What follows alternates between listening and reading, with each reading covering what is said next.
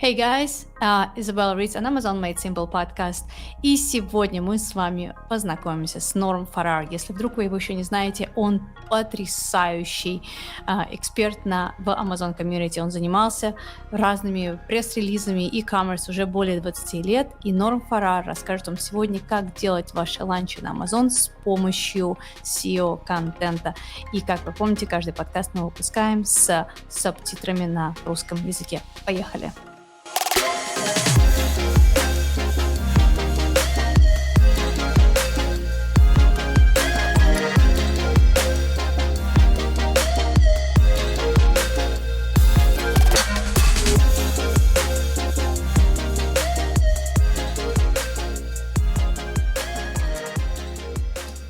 Good afternoon, good evening, good morning, good night, everyone. Here's Izabella Ritz, an Amazon Made Simple podcast, and today I have a very special guest.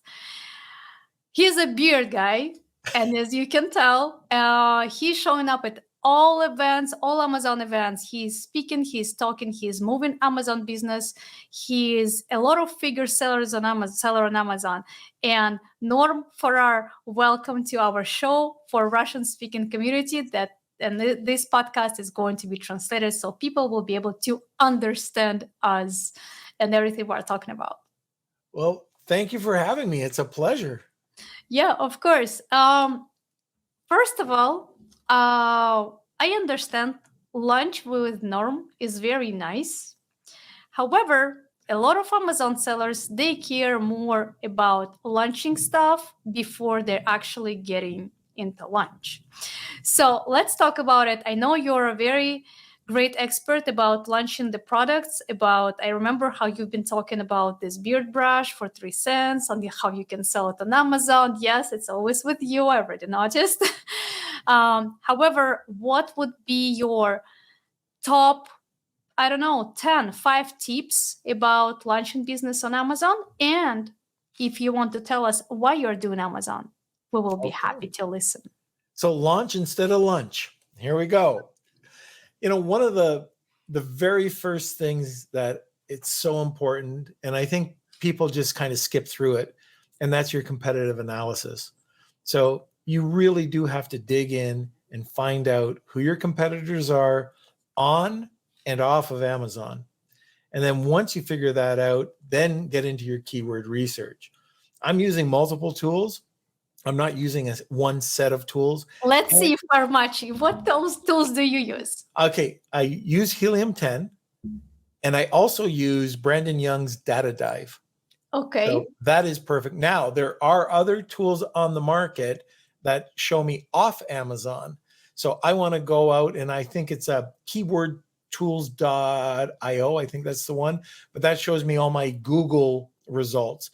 And then I check out those results to make sure that they kind of match, because Google is going to change.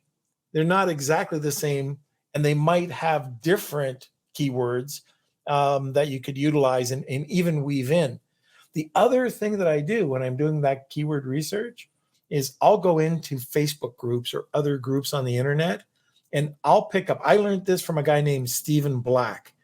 Listen to the tone and listen to how and what their lingo is, because what won't show up in your keyword research is what another person's name is. Let's say for bully stick.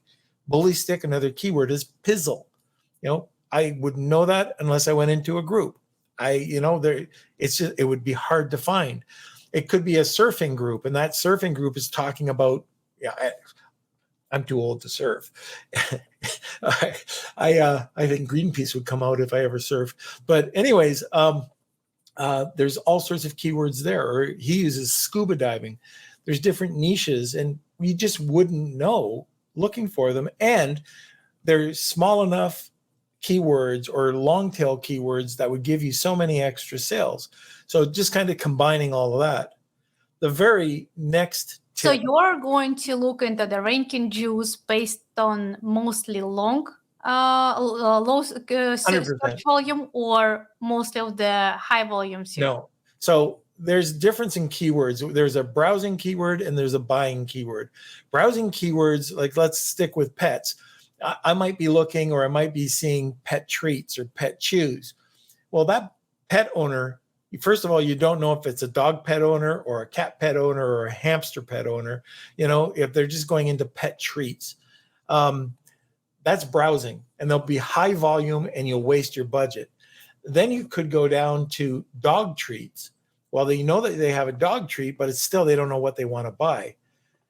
If they say bully sticks, now it's still a very high search word. That's your primary.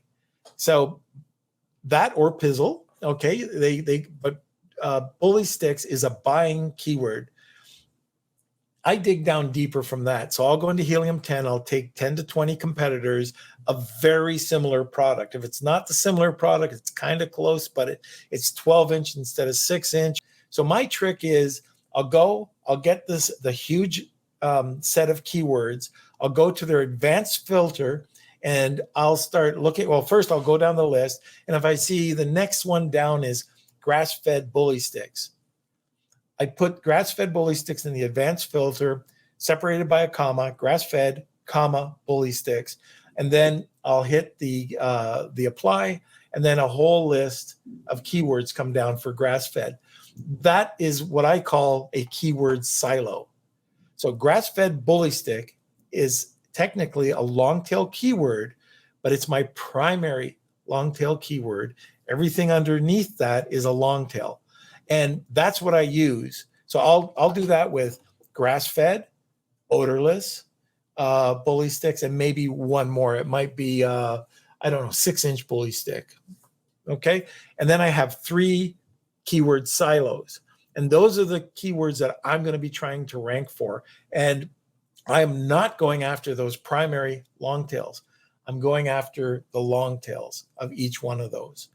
And so I'll weave them into my listing, and then I'll make sure that they are indexed. So that's the first thing that I will do. So silos for me is everything. That's how I've done it for years. And I've had success since I've come on with Amazon with that. I'm an old Google guy. And like back in the 90s, that's how we used to do search engine optimization. Still works today with Amazon.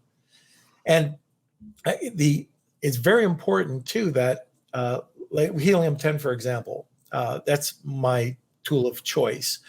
If you're looking at, I found this really wild.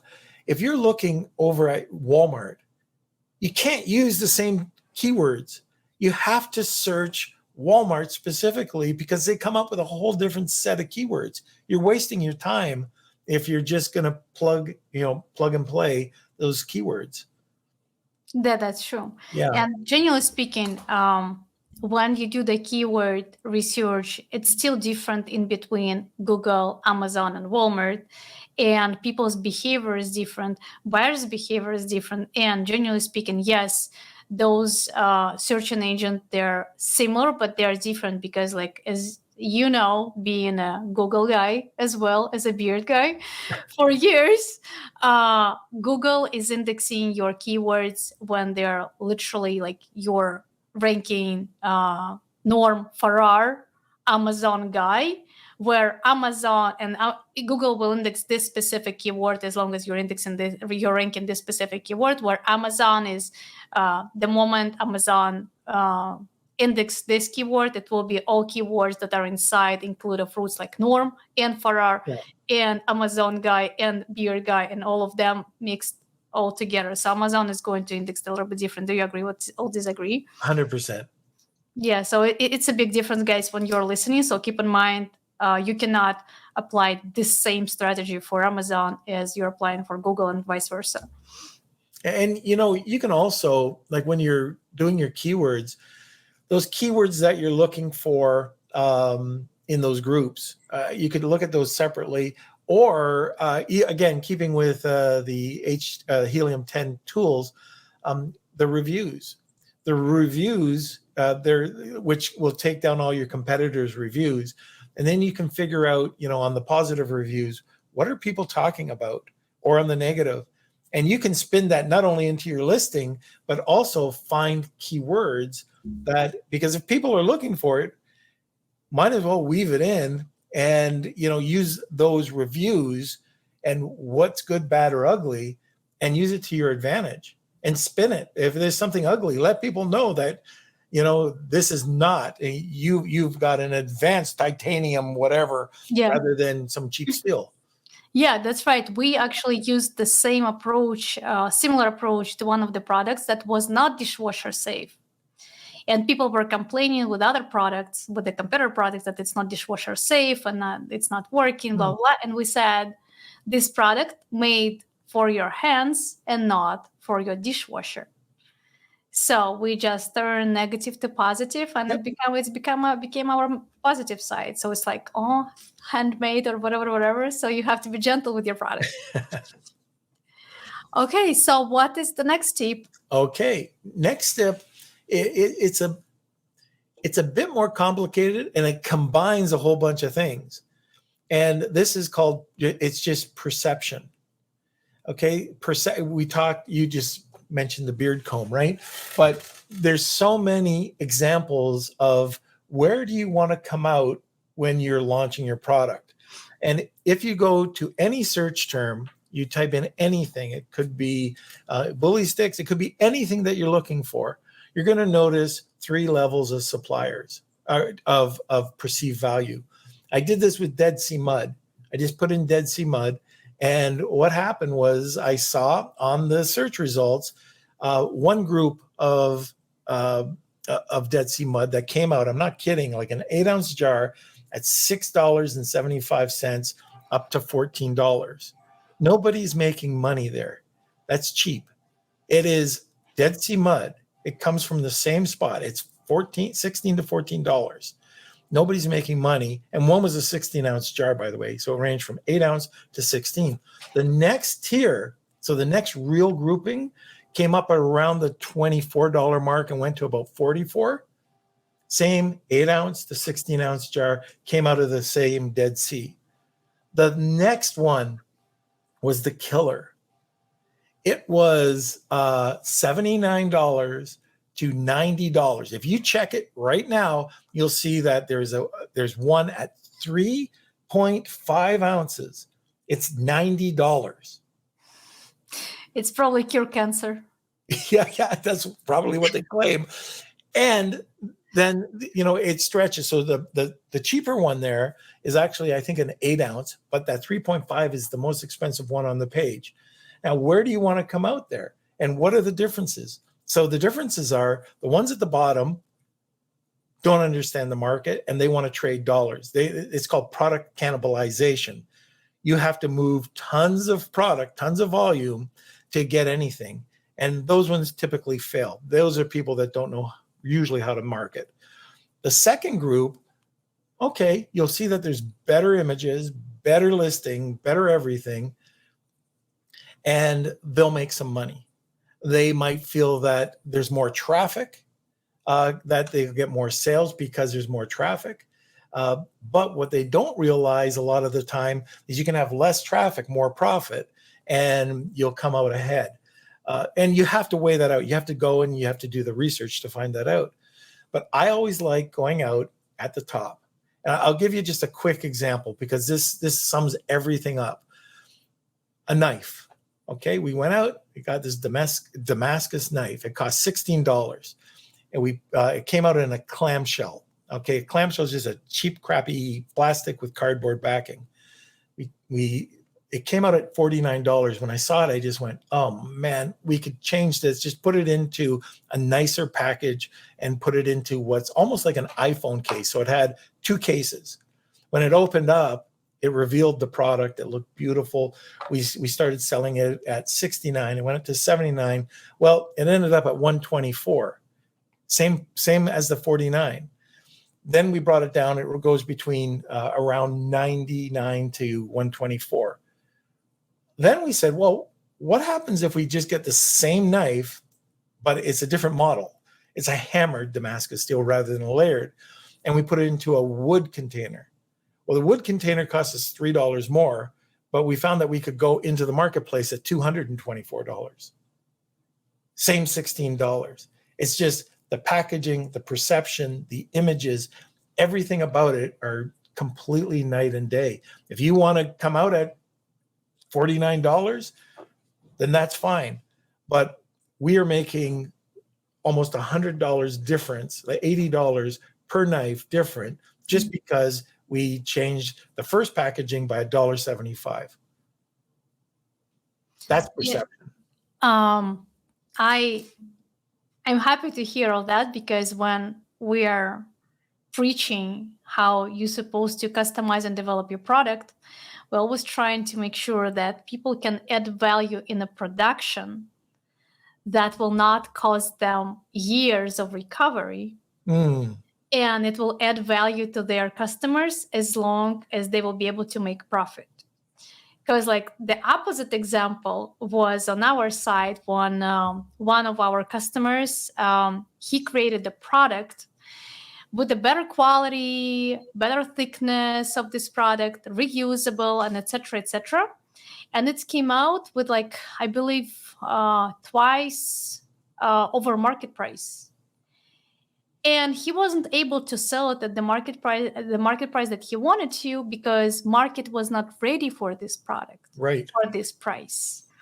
But however, as you're saying, as long as market ready to buy this specific product with extra value that doesn't cost you much, generally speaking, when you're gaining $100 on a product, it doesn't cost you anything. It's free. Yeah.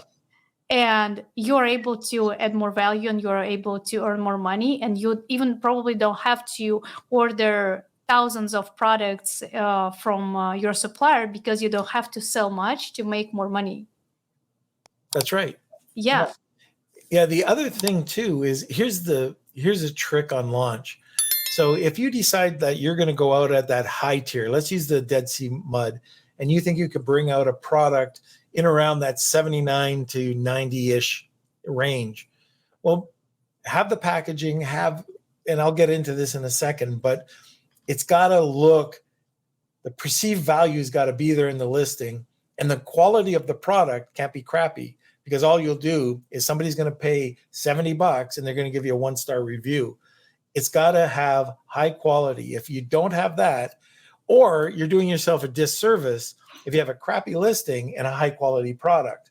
So, nobody's going to buy it because it's a crappy listing. So one of the tricks is, if I go to that top tier, that $70 to $90 tier, I want to price it coming out in the mid of the second tier. So if it's in that $34 to $40 range, because I want people to see my listing, know that they're getting a product that should be on the upper level, they're going to think they got a huge value. So you could do that by showing that it's an $80 product and you're giving a $20 digital coupon or something like that. People will look at that and they will see that the perception is that, like it's in the second tier, but it's really a Cadillac rather than, a Ford Escape. Yeah, I totally agree. I love this approach. Yeah. And again, let's go back to now what makes up perception. Images are the biggest thing. I was just on my podcast talking about 3D rendering, when to use 3D rendering, when not to use it. But 3D rendering is so important when you have a product, especially packaged. If you're using like a stock board, or like I call it a tuck box, don't use a tuck box. Don't take a picture of the packaging. Let a professional, just go get it 3D rendered. It's so cheap now, and it'll look perfect, because any printed product has imperfections. And, if you take a look, I love looking at the pillow listings. You can see the people that use 3D rendering and the people that have all these wrinkles all over their pillows, and it just doesn't look good. Yeah, and when you're doing the photo sessions are great. Like, you can do as many photo sessions as you want to. However, like you said, imperfection of the product is pretty hard to fix. Even you're a professional, even you're ordering the professional photo session, because after that you have to Photoshop and you're adding more steps. There are some products that you cannot do the 3D rendering, and Right. Amazon is requiring you, like, you have to show exactly what it is, so you cannot do the 3D. But most of the products for the listing is better to do the 3D rendering. That will be, you won't have to correct shadows, lights, and everything else. So because the perfect initially is ideal, generally speaking. And I learned this lesson when I was creating my first trade show back to Russia when I was 18 years old. And my partner asked me, because that was my first trade show, I had no idea how to do that. And he asked me, do you think the product that you're showing at the trade show is supposed to be better than the real one, or worse, or exactly like it is? And I said, no, it's supposed to be exactly like it is. He said, no, you're absolutely incorrect, because the product that you are presenting and you're promoting is supposed to be better and look better than it's in the reality. I disagreed back to that time. However, now, being many years in the marketing, I understand, because people are clicking on a picture. It's supposed to be close to what you're selling on Amazon. However, it cannot be far away from the reality. So I agree about the 3D rendering with you. Just was that's good. long real lyrics, but one of the things I'll do too is when you think of a supplement bottle. So 3D rendering is really good for that. But one of the things I'll try to do when I'm talking to whoever the artist is going to be is I try to get rid of all of the crowding. So if you see that, the key supplement facts are coming, the directions and all this stuff, and it's a distraction. So I'll take only what I have to be on there. So it might be the brand name, the name of the supplement, the count, the weight, and I'll actually stretch it out so it's much larger so people can read it and it's cleaner. Now, if somebody orders that, they're not going to complain that, oh, you didn't show me the supplement. Now, you could show the supplement facts on another slide or photograph, but I think it's really important to make it clear. It's just like anything, just like the photos themselves. I look at, and I don't know about you, I don't want to read a photograph. If there's a book on a photograph, I'm not looking at it. I'm putting bullet points or nothing on the photograph. And the photograph is like a storyboard. It should speak for itself. Now, if you do need words on, like I have lots of photos that have a short title, like ingredients. I'll say key ingredients, and I'll show a really beautiful, like Burt's Bees does this really good, but coconut oil, sunflower oil, shea butter, and you'll show like 3 pictures of it. There's your ingredients, and I'm not going to write a book on it just distracts. It distracts people's attention, and they're not going to look at it. Of course. I know that you're using external traffic at the moment you're launching the product. Yes or no? Actually, before I launched the product. Before you launch the product. Yeah. So it would be another great tip. I use usually about 2 weeks prior to launching the product, I make sure that there's a few things in place. My social media is, I'm an old brand guy. So the first thing I have to do is take a look at my social media and make sure that any of the social media platforms are consistent with my brand. I'll tell my social media manager to make specific templates for the different colors, and we're going to figure out what type of content's going to be on there. Now, if we only pick one social media platform or multiple, we want to show about 10 posts. Now, we don't want to show all motivational quotes. I mean, you want to mix it up. You want to show value. No promotion at all at the beginning. But I would do, something like it could be a curated content. It could be a blog article that you created. It could be, you could have one motivational quote, questions, polls, images, lifestyle images that you gave to some influencer to give you back some user-generated content, and just start adding it there. and you don't have to spend a lot of money on a website. It could be a one-pager, but it's got to be consistent with your social media. If you're doing an email campaign, you want to make sure that your email signature is consistent with your brand, and the tone of your brand and the tone of your website and social media is consistent with your Amazon listing. So that's the first thing. And then what I'll do is I might not have an Amazon listing, might not have it yet, but what I'll do is I'll create content. Let's say I'm selling soap. Okay, so different types of soap. What are the benefits of cold processed soap? Are there different types? Like, what are the different types of soap?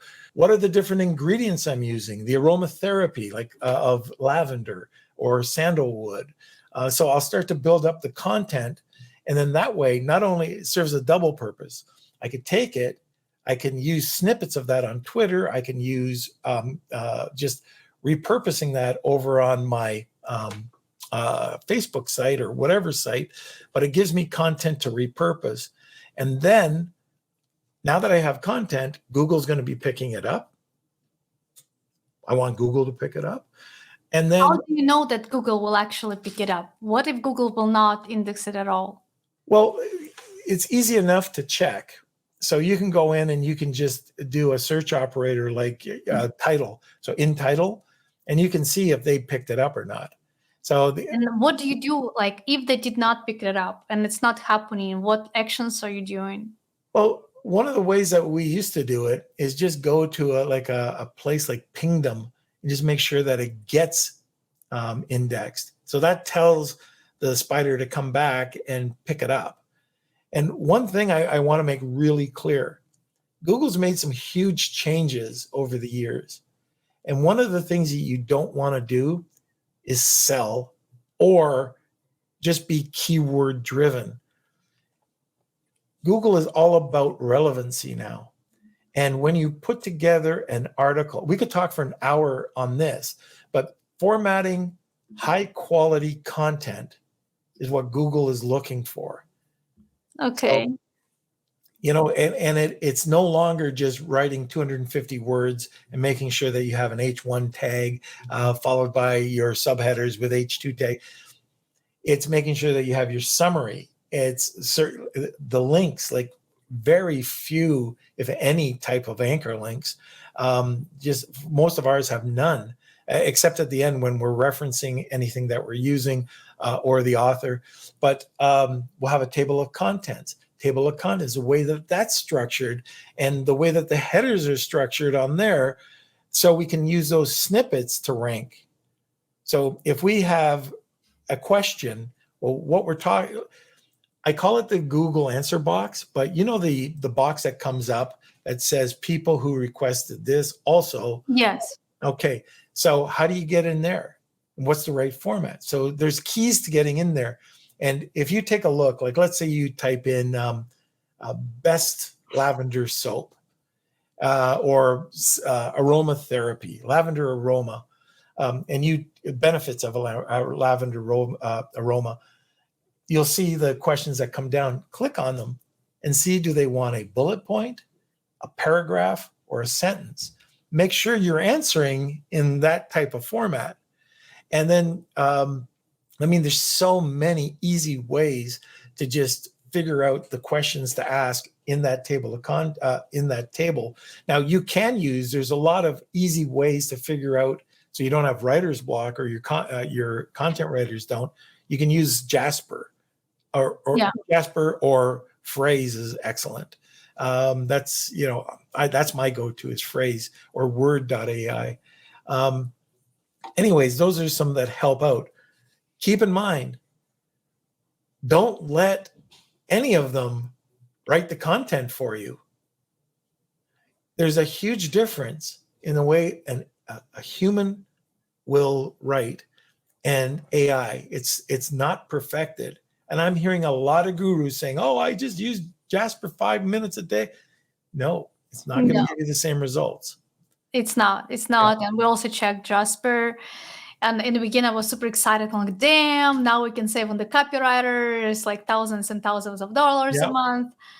and I checked it out. I'm like, no, it's not gonna work. It's still like, you can get an idea. However, you still need a person who will be behind it, and it probably will take years till it will be perfect or close to be perfect.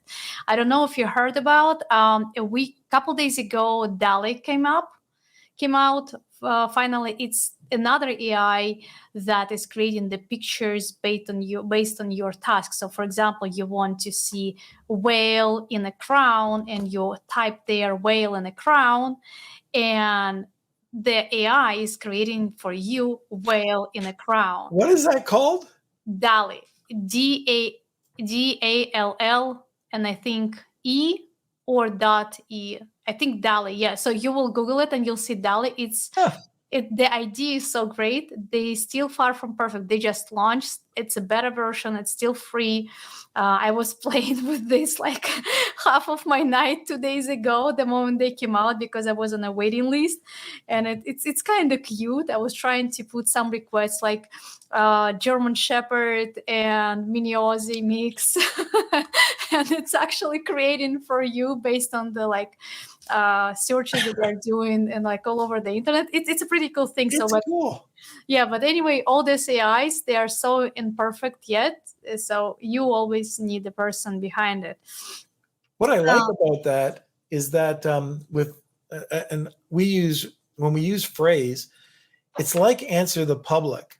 So if we're trying to figure out, okay, what other type of content or what are people asking, phrase will give you this mind map of not only people who are, let's say you type in a keyword, well, people are asking about the benefits of this, the features of this, and it'll create this whole list of people or articles.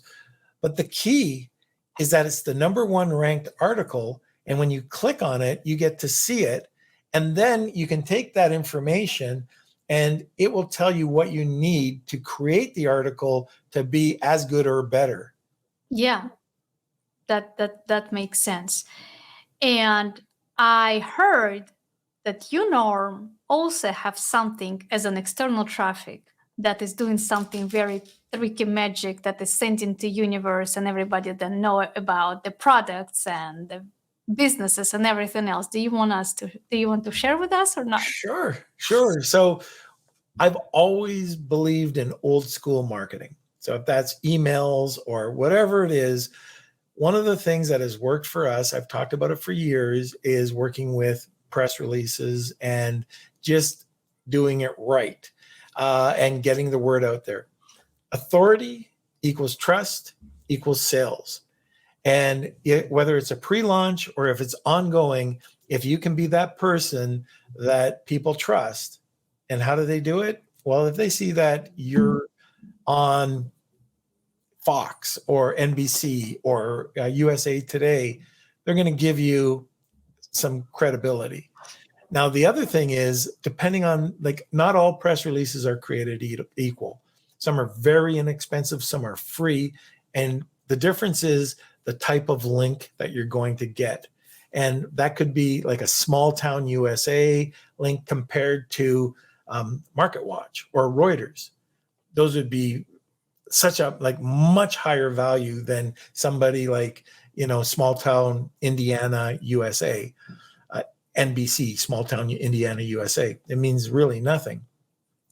So by creating the right press release in the right environment, not only can you get authority, I never told you about this, but let's say that you have Amazon sales and that you're in Fort Lauderdale and you want to become the #1 geo-ranked keyword overnight in Fort Lauderdale, or it's got to be 350,000 people or less. All you have to do in your title is put in Fort Lauderdale, and the keywords that you have in your title will rank almost instantly. Like within 24 hours, you will have keywords ranked regarding your products in Fort Lauderdale. And if people are looking for your products in Fort Lauderdale, they're going to see that if they type in, whatever bully sticks, they'll see your Amazon store or your keywords about the press release come up. The link in your press release is going to go back to your Amazon store. And Generally speaking, I can create the press release, like the general one, and then I can create for 50 states and the islands and Washington, D.C., and then we will be ranked in all over the places. Yeah, you could go global if you wanted. Yeah. So, and there are better press releases or press releases that do that cover more of a marketplace. So, and they're generally more expensive. So you could get a press release that will go out to major networks. So a distributor. So like for instance, for us, we might have 2, 3, 4 different distribution networks that we're working with. But it'll also go out to influencers and bloggers. It'll go out to, like we'll see about Haro. Haro, we work quite a lot, help a reporter out. We'll work with that as well. And oh, I got another coffee. My gosh, look at this. Well, thank you. There, I don't mind that. Vintage. Nice. Yeah, vintage old. That's what it says, basically. It's actually a very good product to sell on Amazon. Oh, yeah. So the better press releases you can have like go out to thousands of news outlets, content distributing networks like Yahoo Finance, Reuters, like I said, but it can also go out to trade magazines, periodicals, influencers, blog writers, everybody that you can think of. And it could be regionalized. So if you want to just pick a state or a city, a lot of the times you can pick trade magazines, or you could even magazines within the local community. So if you've got a local paper that has an online source, you can go there. The Kitchener-Waterloo Record. You haven't heard of that. I don't even know if it exists. But, it could be on that location if I wanted Southern Ontario, Canada. We do quite a bit of that where it's geofencing, where you're trying to target where you want to go with the press releases. All we have to know is just, exactly who or where you want to target. A bigger and better, stronger way of doing this is creating a really good article, either prior to launch or just ongoing. And then you publish that article, you get it ranked, and then you write a press release. And the press release is a newsworthy article about the blog articles. The blog article might talk about healthy tips for elderly dogs, okay? How bully sticks provide healthy tips for elderly dogs. Your news article might be a proven research. So it could be something like grass-fed bully sticks provide healthy nutrition to elderly dogs. So that's more newsworthy than this. You link the two together. There's a link that will allow you to link to your blog article. The press release goes to hundreds, if not thousands of news outlets, and that links to your blog article. And both of those are going back to your Amazon store. So you're getting links to either your store or to your product page.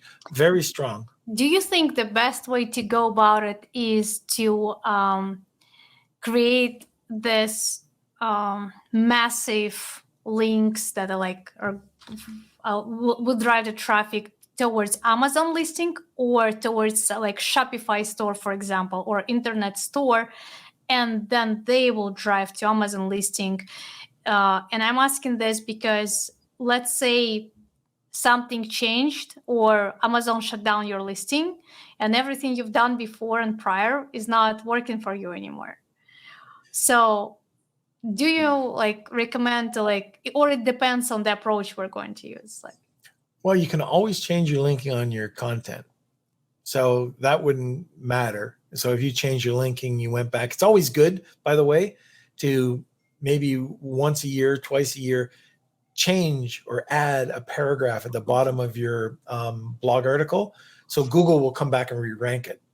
So re-index it. Yeah. So, your question, I like linking to my listing directly because it's all those authority links. Now, a lot of them, they won't count, but they are linking back. There's external traffic going back to your listing. we're doing this for the authority links. We're not doing it so much for traffic, especially for the very low ends. We call them social media press releases. I would just send it back to your Amazon listing. I mean, you can promote a sale.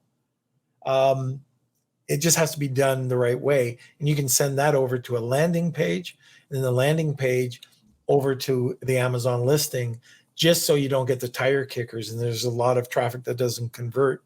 That's one way of doing it. I like sending traffic over to Amazon because I want people to buy off of Amazon and give me that sales velocity that I want. But this is, and I don't want to confuse people, but I will change what I just said when I use a service like, if you've ever heard of this, a Google Business Profile. Within Google Business Profile, you can take an image, you can take and create the keyword or whatever it is, but what they're going to say is they're going to say, what is your brand? You put your brand in there. What's your category? You put that in there, and then add your listings. So you can put an image for your Amazon listing. Okay, let's say it's a bully stick. So that bully stick is going over to Amazon. Over to my Amazon store. Maybe I've got the 6-pack and the 12-pack. That goes over to my Amazon storefront. Oh, but then I've got another one that I'm calling grass-fed bully sticks, which just a different image going over to my Shopify store, and another one going over to my Walmart. All of a sudden, Google My Business has created instantly shoppable images that are on Google Image and can be shopped.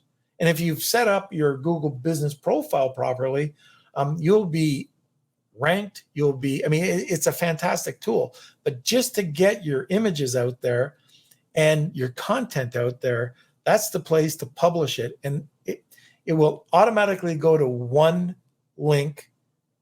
It's called an anchor link. So wherever you want it to go, if that's all back to Amazon. But if you put photos up there, you can point them anywhere you want. So it's crazy. I mean, it really is a crazy tool for ranking. And as you said, nobody's using it. Nobody is. Yeah, so it's no competition. No, and well, what I guarantee you, you're going to get all these SEO guys coming back and saying, you can't use Google My Business. It's called Google Business Profile now. It's only for bricks and mortar. I get it all the time. Absolutely, 100%, you can use it for brands. It's made for brands. I mean, years ago, you couldn't do it, but check it out. If you don't believe me, just go to brands or check out Google brand account, and it will show you the magic of Google Business Profile. Yeah, and then we all will start thanking Norm for this magic that will convert into our sales very soon. Because, to my knowledge, you also help with this, right? I do. I do. Like a lot of this, you can do yourself. But like anything, if you're working with a company that does this, it can help. But it is so important that you take a look at those results with especially Google Business Profile, because the ranking that you get not only helps you on Amazon, but you get the ranking. And what I was telling you before, you get the clickless ranking. And if you don't know what clickless ranking is, it's that Google is intelligent and it's going to say, oh, you're relevant for this. Well, you must be relevant for these keywords. And all of a sudden, you're getting ranked for keywords you never even tried to rank for. And I didn't tell you this, I don't think, but on mobile phones, if you rank number one in relevancy, you cannot be second, and it takes you 3 swipes to get down to the second person that's ranking. It's 3 swipes of real estate. It's awesome. It is. So let's assume, it's not just let's assume, it's like how it is. We're all entrepreneurs. And with my experience, we have 2 types of entrepreneurs. Some entrepreneurs, they do everything by themselves.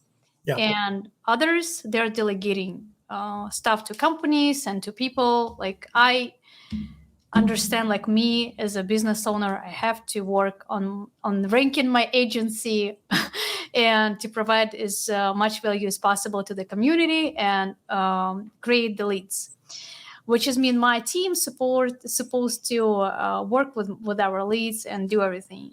And when we're creating press releases or we're doing any blog posts or something else, we have companies, agencies, and people that we're delegating this stuff. And I believe most of the listeners, they love everything you just said, and they really want to implement it to their business. However, most of them don't have time to learn. Even they will take a look and they will see that this is the proven concept and Norm was right and is right. So can they ask you and your team to help them to do that? Absolutely. So if we have a company set up that works with all the different types of press releases, we're set up with a bunch of different distribution. And similar, people don't realize, most people that aren't in the business don't realize that you can publish a blog article, but why don't you distribute it to a huge network similar to a press release? So you get all those links as well. So that's another thing that will help provide. So we can help write the content properly, to format it properly, as well as the press release. We can tell you whether it'll be beneficial for the social media press release or the more traditional higher end press release. There's so many things that we can do. And it also ties into influencer as well as like the whole influencer marketing side as well, because our products and press releases go out to a network of influencers that can help with either user-generated content, and it's just an all-in-one content marketing company. So if people are interested, just let us know. How many press releases each individual product supposed to release every single month or year, or like what is the optimum frequency? You are asking the wrong person, because I am so biased. I have put out press releases so many, way back, way before Amazon, but press releases are my lifeblood. And the reason I bought this press release company was because I believe in press releases. And press releases for me is all about authority. So it's about my company. It's about who I hired. It's about the partnerships, the sponsorships, the launches, the promo. And I want to fill up Google, any search terms, with multiple response. Like if somebody types in a search term, I don't want them to see me once. I want them to see me fill up most of the page. Or if it's just a new launch, I want that buyer to come in and say, yeah, this is a rock solid brand. We're all micro brands. Nobody knows us when we're launching. And if they can come on and see us, then, that's all the better. Now, going back to your question, it really depends on the niche. It could be, if I'm selling HDMI cables, I might do at the beginning, maybe 2 to 4 in a period of a month. If I'm in a really heavy niche and I can get into a network, like let's say it is supplements. Supplements is very hard niche to find anybody to take. But if you could, I would be doing multiple press releases a week. But when it tapers off, I want to be Google wants you to be consistent. So for me, I do something once a month. I'll put out a high quality piece of content with a press release. And then I'll put out 3 other smaller types of content. So for example, it might be the lavender aromatherapy tied with a soap recipe. And I'll put that out. But my main content will be something that's 1,500 words to 2,500 words. I pay high quality content writers to do that one. You can get away with other content writers that might not have the skill as the top quality ones, but that one a month, I do that. Now, some people don't or can't afford to do that once a month, I would do it once a quarter. If you're not doing it once a quarter, I mean, some people don't do anything, and it drives me crazy. Yeah, you gotta do it, and it's like it's not that expensive. And to my knowledge, Norm, you are not charging like a lot of money. Like your prices are super affordable. And me personally, first of all, Norm is an authority in the community. Everybody knows Norm. Why? See, I probably need Rome. I misspoke your name today already like 3 times. So everybody knows Norm, and everybody loves him. I love him too. And it's been a while. I was stalking on Norm and team, and I was like, one day I will handshake. And like every single time we're going to the events, and like we're all over the places, and I didn't have a chance to actually handshake Norm. But I'm watching most of your podcasts, and I'm watching all your reels that you started posting on the social media. And there are some your pictures with Tim Jordan are super funny. It's like every single one is an art, and it's, genuinely speaking, it's a proof of concept of all the social media content and everything that Norm just talked about. So me personally, I highly recommend to go to Norm Netfluence company, right? Correct. Okay, so what's the best way to sign up? What's the best way to reach out? And should they request the subscription immediately, or should they go about and asking you just about the one press release first? It's easy enough to do a subscription, but I don't want people just to sign up for a subscription. I want to make sure they're getting the right product, the right service.